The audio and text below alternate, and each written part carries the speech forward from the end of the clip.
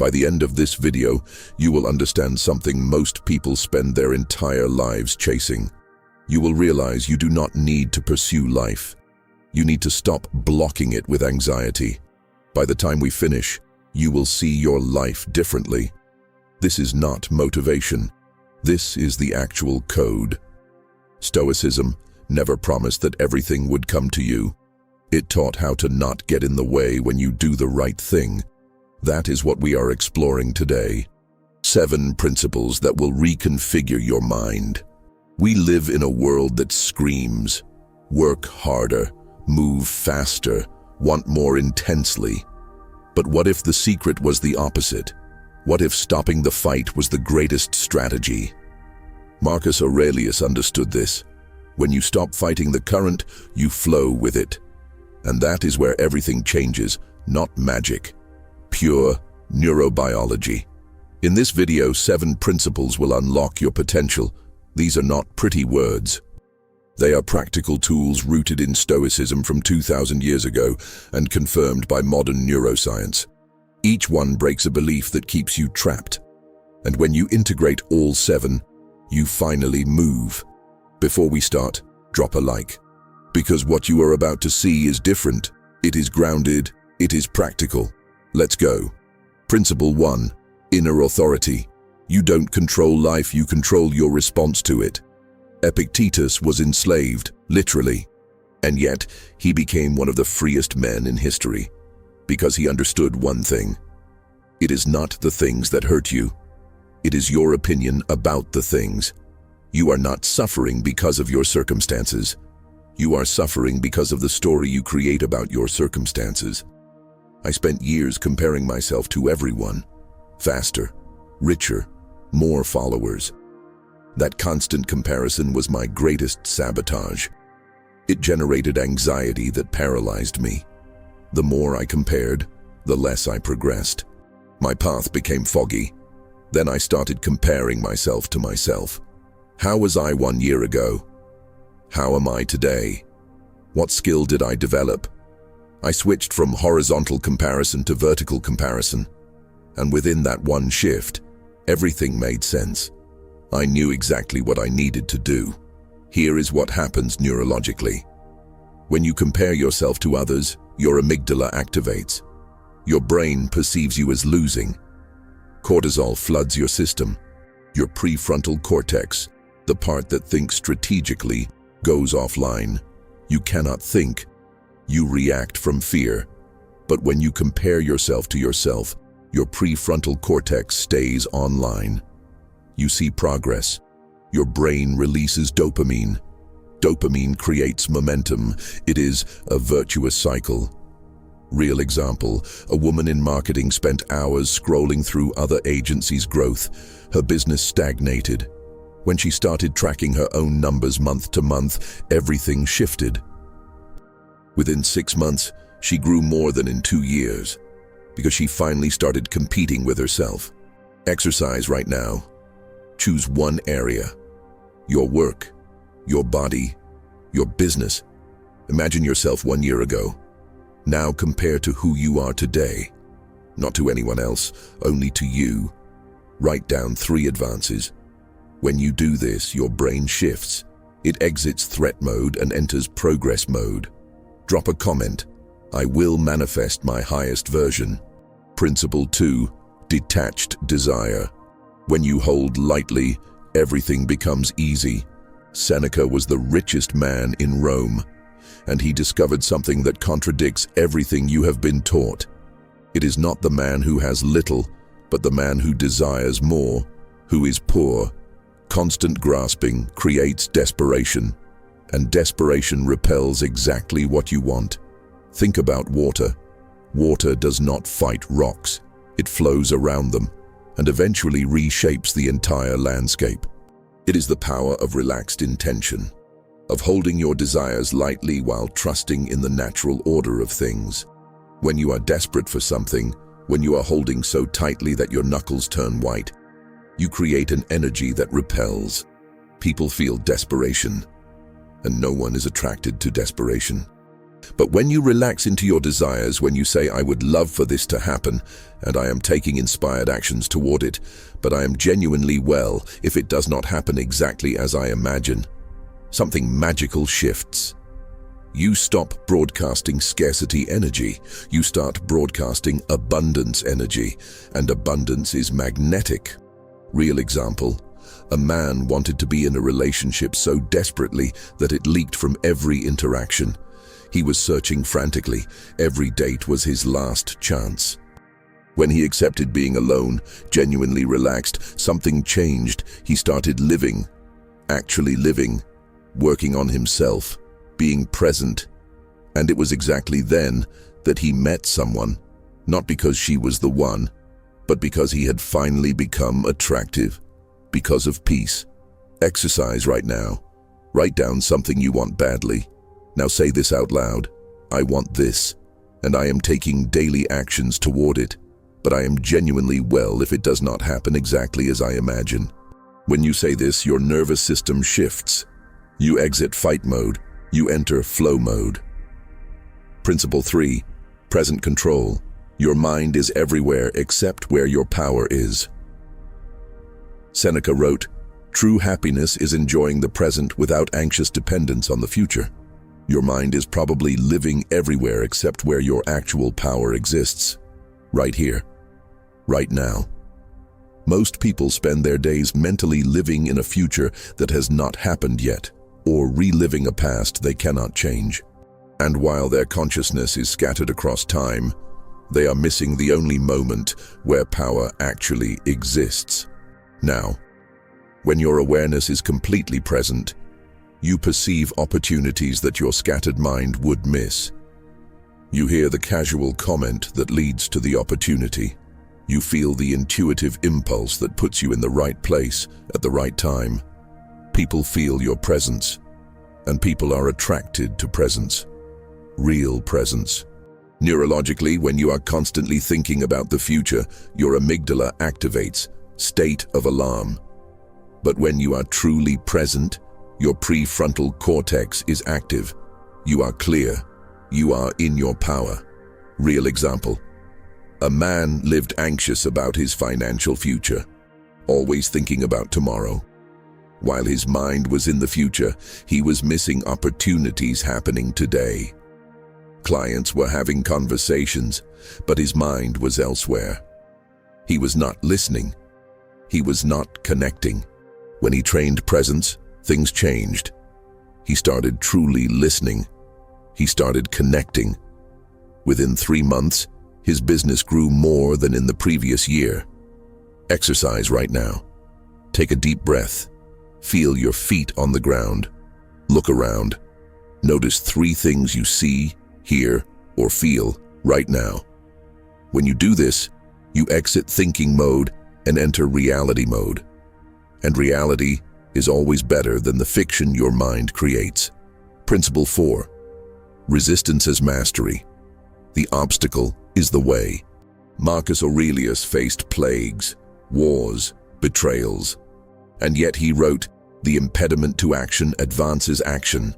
What stands in the way becomes the way." This is not poetry. This is a life strategy. Most people encounter an obstacle and conclude the universe is against them. They take it personally. They become discouraged. Sometimes they quit. But what if every obstacle was the universe's way of making you stronger, wiser, more ready for what you are asking for? Consider the oyster. The grain of sand is an irritation. Most creatures would die from that irritation. But the oyster uses it, secretes around it, and creates a pearl. Your obstacles are not punishments. They are invitations to become more. When you accept resistance instead of resenting it, you stop wasting energy fighting what is. You start using that energy to navigate through what is. Real example. An entrepreneur received a no from an important investor. Instead of quitting, he asked, "What is this teaching me?" He discovered his pitch was weak. His business plan had gaps. He worked on these areas. When he approached another investor 3 months later, he received a yes.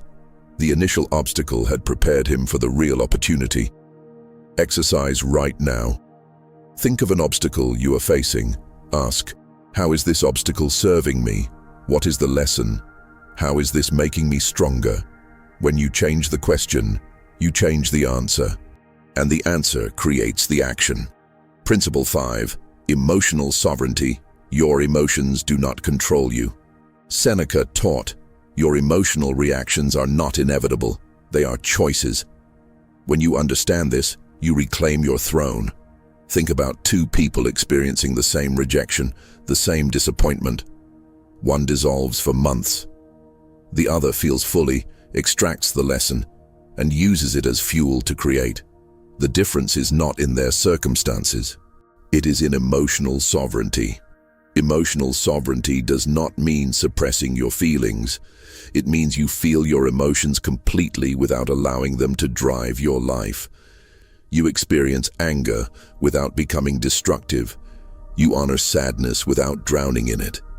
You feel fear without letting it paralyze you.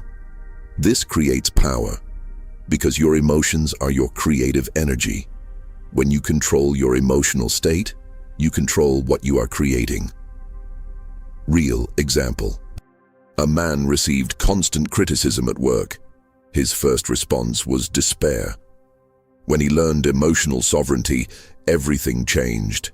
He felt the emotion, acknowledged it, then asked, is there truth here I can learn from?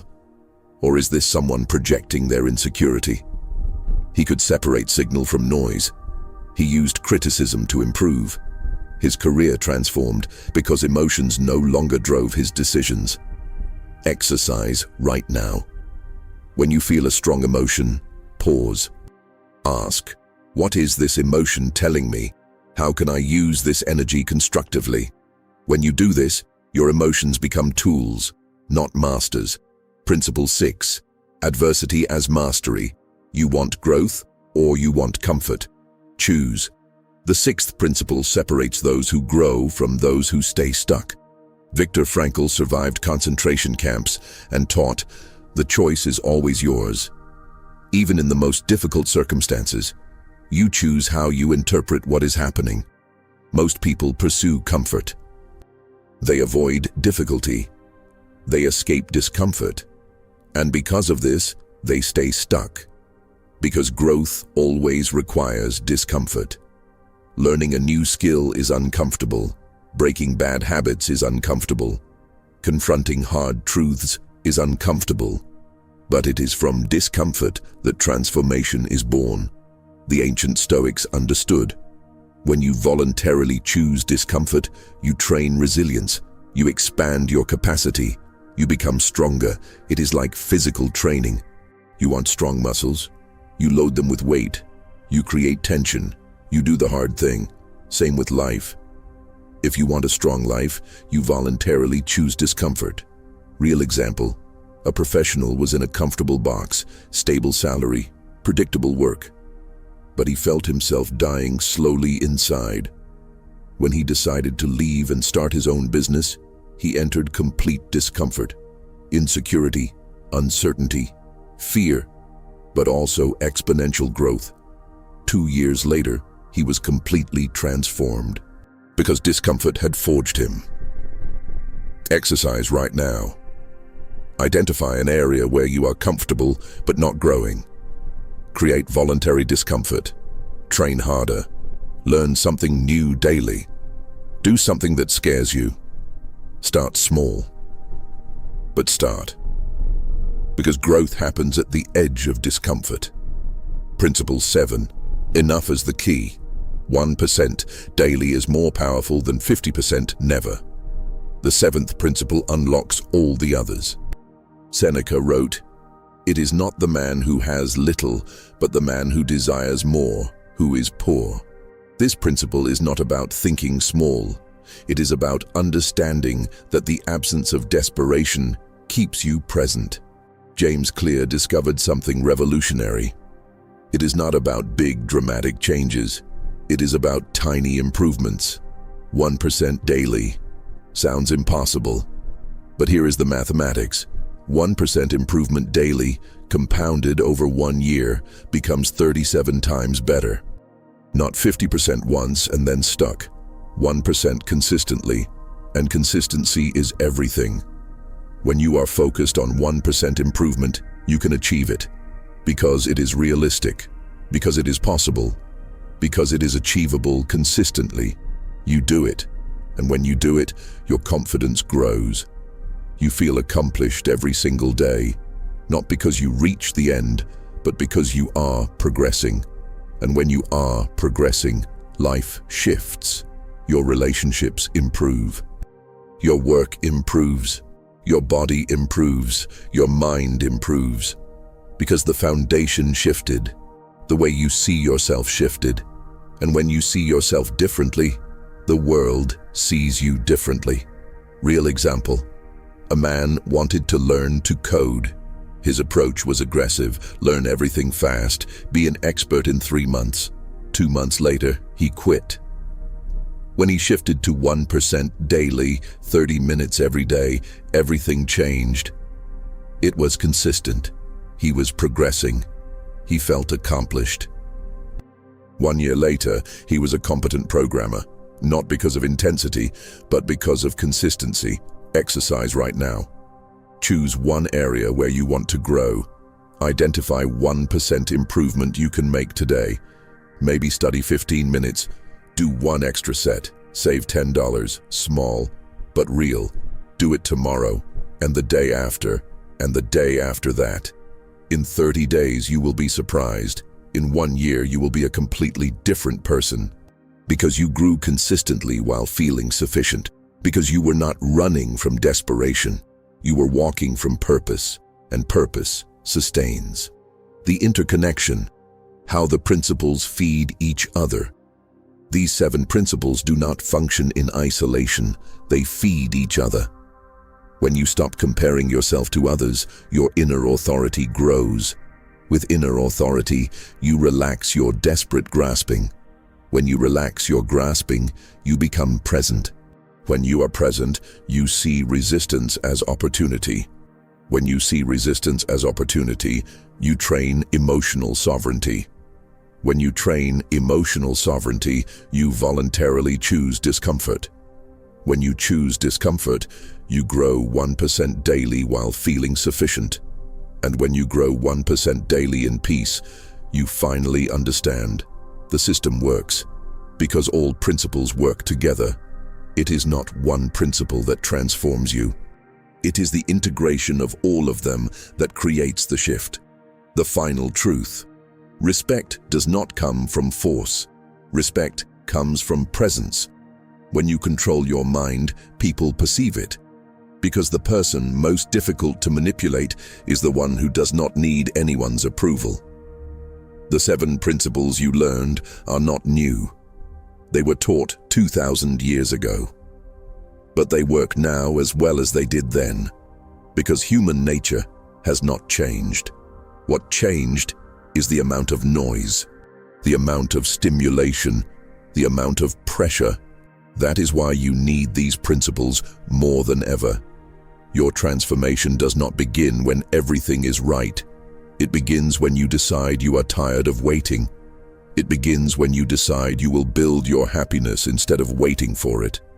It begins now, not tomorrow. Now. Drop a comment saying, "I will manifest my highest version," because that comment is your declaration that you are done waiting, that you will build, that you will discipline, that you will act. Share this video with someone who needs to hear this. Subscribe to the channel because we are going deeper into each of these principles. We are going to show you exactly how to apply this in your life, your career, your health, your relationships, your money. You do not need magic. You need discipline. You need action. You need choice. Every day. This is the Stoic equilibrium. Reason as a way of life. Virtue as strength. Discipline as the path. See you in the next video.